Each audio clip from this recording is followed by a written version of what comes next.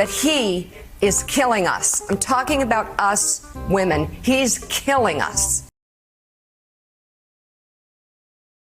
And you know, one other thing that you'll see next week, Caitlin, is Trump actually reenacting the Madison Square Garden rally in 1939. I write about this in my book.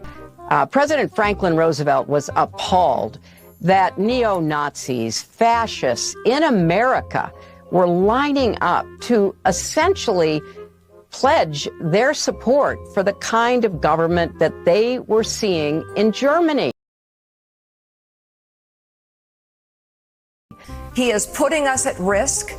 He is making us afraid to have babies. He is putting our reproductive health at risk, and some women have died already because of this. This is the future that we're looking at in the next Trump term, if there is one. So we can see right now what's coming. These headlines, and very good reporting, by the way. You're with a white guy, I'm going to keep you from being deported. No, he's going to deport you and put the white guy with someone else. The man is out there. Is racism inherent to whiteness? Yes. Yep. Yeah, probably. Well, joining us now is Matt, certified DEI expert. Did race exist as a reality before? We made race exist. Does that make sense? It does make sense. What do you mean? What you're doing is you're stretching out of your whiteness. This is more for you and less for you.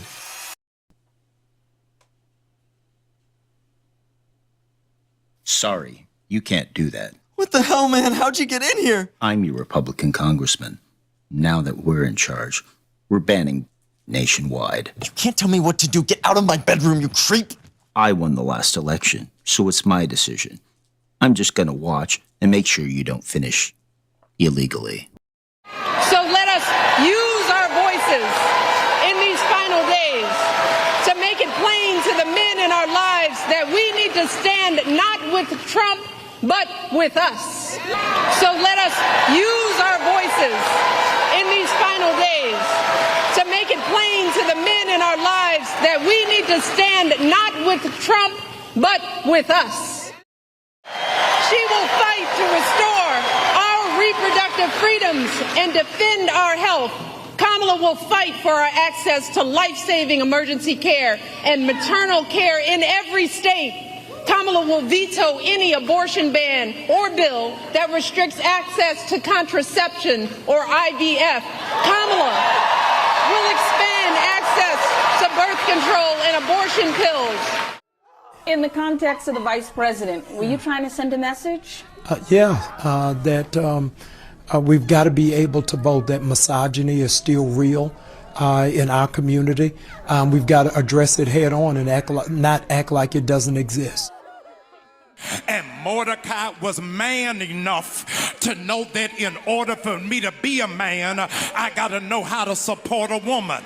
Something is wrong with brothers who don't know how to support a sister. It was a sister that raised you. It was a sister that taught you how to read. It was a sister that taught you how to bathe yourself.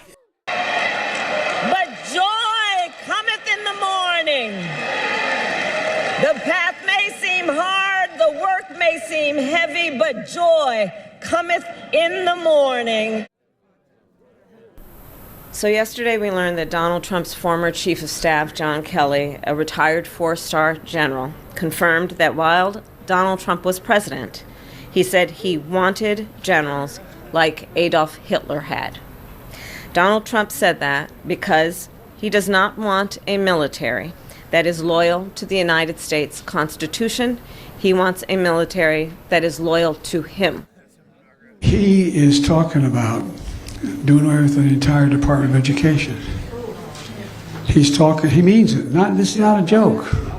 This is a guy who also wants to replace every civil servant, every single one. Thinks he has a right under the Supreme Court ruling on immunity to be able, if need be, if it was the case, to actually eliminate, physically eliminate, shoot, kill someone who he believes to be a threat to him. I mean, So I know this sounds bizarre. It sounds like if I said this 5 years ago, you'd lock me up. We got to lock him up. And people say, what's at stake in this election? Okay, the Constitution's at stake. The whole idea of I don't know, whether you call it a constitutional republic or, whatever highbrow people call it, the idea that we live under a set of laws is literally at risk, and he's telling you that. And people want to know about weakness among males of color. Okay, you're going to arrest all of it. You don't think you have a stake in this election? Guess what? You're not going to do very well. I'm not going to do well. You're not going to do well. All right? When the paddy wagon comes, you and I are going to be in the back of it bouncing around. And it's not going to be very much fun. As important as Trump's fascism is, and is the lead story every day, his cozying up to dictators, his obsession with Hitler that has now come out, what he has said about our veterans, and what he wants to do with the military against his political adversaries, it's all huge news. This is the future that we're looking at in the next Trump term. Their reporters embody that slogan through their relentless and crucial and fearless reporting. Whether it be their extensive work uncovering the horror of the January 6th attack on the Capitol in their backyard and Donald Trump's role in it that earned the Post the Pulitzer Prize for public service, or the reporting today that we spent the better part of an hour talking about Donald Trump's former chief of staff telling the Washington Post directly about his concerns that the ex-president would use the U.S. military against American citizens on U.S. soil. The work of the Washington Post has been elevated here, not that they need it, but it's been essential, especially when it comes to highlighting the threat that Donald Trump poses to democracy and to the First Amendment. I don't understand how we got so toxic and just so divided and so bitter, and I get why sometimes people just don't want to pay attention to it. And we all have friends like that. We have family members who just like, it's all a circus out there.